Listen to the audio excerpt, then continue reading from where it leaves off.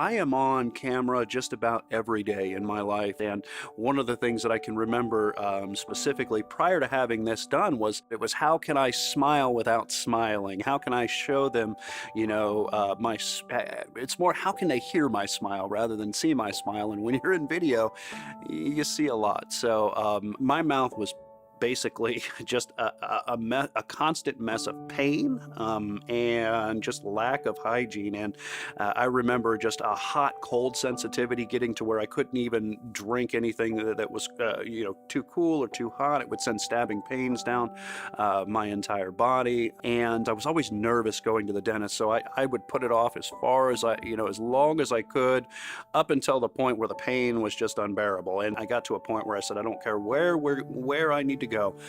I need to start by just getting into a dentist. And I think one of the things that actually took me to Exceptional Dentistry is the fact that they always give you options, and they do it in a way that makes you feel comfortable.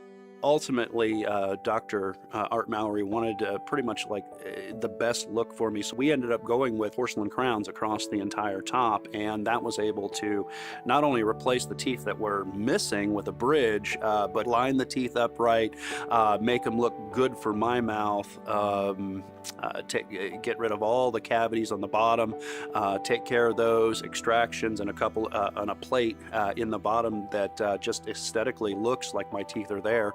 So when I smile, I mean, I've got a perfectly aligned smile. We're not missing teeth. We don't have the yellowing and the just all the cavities that go along with it. And you walk out, and when you smile, it's like, yeah, that's my smile now. So the smile has pretty much changed my life.